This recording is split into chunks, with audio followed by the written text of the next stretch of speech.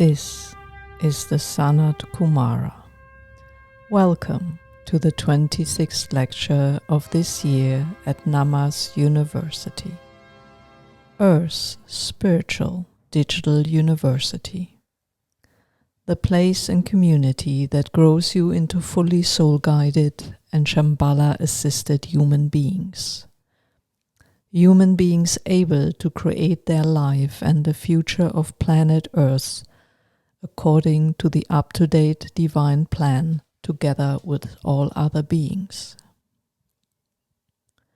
Today I would like to give you practical insights into thinking and acting behavior patterns that dominate the minds of individuals, societies, and the world, that keep people away from oneness, from being in the circle of unity, from being part of the divine plan, conscious of it and a conscious player in its unfolding.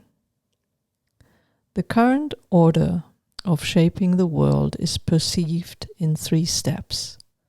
I do something, and as an effect of what I have done, I achieve something. And if I have achieved, I'm seen as someone valuable, someone important, someone respected, someone who others want to be with. You can apply this thinking and behavior pattern to anything you want. Just think about it for a moment. What do you do hoping to achieve something, and once you have achieved it, that you are in a place which makes you comfortable and happy? What do you do in a relationship, in the circle of family and friends, in your society, in business, in politics, sports, on social media, to get where you want to be? And to get to that point where after doing and achieving you are finally somebody, you focus, work hard, and employ tactics and strategies that might also include unethical or even illegal behaviors. On the horseshoe, which I will explain in a moment, the end justifies the means. This 3 steps process, do, achieve, and then be, is also widely applied to spiritual growth. Many don't reflect or yet understand that the spiritual realm works according to the laws of love and oneness, and here the order is be, do, achieve. In the spiritual realm, the 3-step process is: I connect to my soul. I use that connection to do something my soul wants me to do. And now I am someone in the spiritual community doing his or her part in accordance with the divine plan, and together with all others, I co-achieve that plan. Because of that 3-step process with the focus on the material world, our societies are shaped like a horseshoe. At the open ends, we find those who are invisible, faceless. At the rounded top, we find the middle class of each country. I leave it to you to add the specifics of your home country or society to the horseshoe picture. At one of the open ends, we have the homeless and refugees, the ones sleeping under bridges, on park benches, living in ever-growing slums, the beggars and the ones hoping to cross dangerous waters, deserts, mountain ranges and borders to come to a safe and sustainable place to live. All of these people are faceless. Politicians and defenders of the dominant culture and country these faceless would like to enter count them in numbers. Individuals might drop a coin into their paper cup without even wanting to know them and their story. They are the invisible at one end of the horseshoe. Next to them are the unskilled workers with no stable employment situation. 50 million around the world still working in slave-like conditions. They are followed by skilled workers and craftsmen. Their life situation is much more stable, with relatively secure employment conditions. They define themselves as part of the established workforce, some even in the status of lifelong civil servants. However, unforeseen illness, natural disasters, wars, climate change, bankruptcies, and artificial intelligence can move them into an unstable life fast. Next on the horseshoe come all who define themselves by what they own, be it the owners of small to medium-sized businesses, the owners of houses and land. They own part of the planet, it seems, and they are many.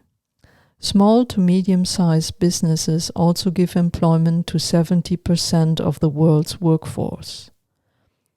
Well-paid managers and owners of businesses make enough money to invest it in ownership of material goods such as houses and land. But all of these owners are now ever more carefully and aggressively protecting their status as they feel threatened from multiple sides. Climate change shifts wealth and ownership in societies, as do wars and a new business world order emerging. Add to that shortage of natural resources, inflation, mass migration, and multiple other reasons that threaten their stability. They feel they have to protect themselves against the non-owners. They perceive themselves as the middle class, the ones living in stable conditions, the class that earned all they have achieved, either in this generation or in multiple generations before them who made severe sacrifices. The longer they live in this stability, have educated and specialized themselves, the more they moved up to what is known as the upper middle class. Next, on the other hand side of the horseshoe, come three classes that define themselves as the 1%. It starts with those who have made it on a worldwide stage. This group defines itself through a high-end education or dedication to their highly specialized and specific work. They are the self-employed, high-end business builders and shapers, top scientists. But they also include world-renowned singers, musicians, actors, artists, writers, sports personalities, technology experts, strategists, etc. Their status depends either on the way they enchant the masses permanently or on the service they provide to those with seemingly endless means and decision-making power in the upper class or even the elite. Next on the horseshoe, on the 1% side, is the ultra-wealthy and powerful upper class, visible to the public. They are heads of multinational stock-listed companies in business, finance, and technology. You find their names listed as being the richest of the rich. They also include heads of state, either inherited, elected, or by force, as well as military or religious leaders of countries from around the world. Finally, we return to the non-visible, the faceless side of the horseshoe, This time, however, on the other hand, this is the 1% of the 1% of the 1% and composed of the key decision makers, the puppet masters of all others. They decide and do what is good for them and Earth, never to be seen or heard of in public. I'm aware that this horseshoe sketch is rough, yet it is a fair representation of how Earth's human population shapes itself into groups if disconnected from their soul family, their soul's mission, and the understanding of the purpose of our planet and their lives. This might sound overwhelming and unchangeable to you. Let me assure you, it is not. All it needs is to switch the process of awareness around in an individual, one at a time, and create a momentum. Each individual stepping out of the horseshoe inspires others, has a multiplier effect, which then turns into an exponential effect.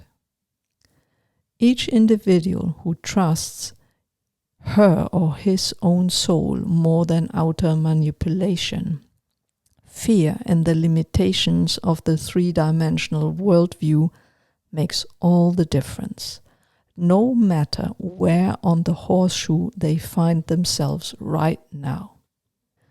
First you be, then you do, and from that you achieve together with all others. First, you are in permanent contact with your soul family and mission, guided every minute of the day. Then you become fully aware of what it is yours to do in accordance with the up-to-date plan for Earth with our support. And with that you achieve what only you can achieve and contribute. No need to act out of fear any longer, struggle, stand out, be better than others anymore. With this, you are no longer part of the horseshoe. You are part of the circle of oneness, of unity, and with that you are safe, living a life of meaning and purpose. You no longer have to shine and accumulate. You can just be as you truly are, and with that foster the growth that is rewarded in higher dimensions as it moves all others forward on the way to our divine Creator as well. I ask you to ponder about that for some days now. Where are you still trapped in the horseshoe dimensional thinking, and why? Wouldn't it be time to make it easy on yourself and let your soul and soul family take over? This is all I have to tell you today. I look forward to being with you next week with a lecture on becoming comfortable in living in unity and divine balance in the circle of life. My love and blessings to all of you. This was the SANAT KUMARA.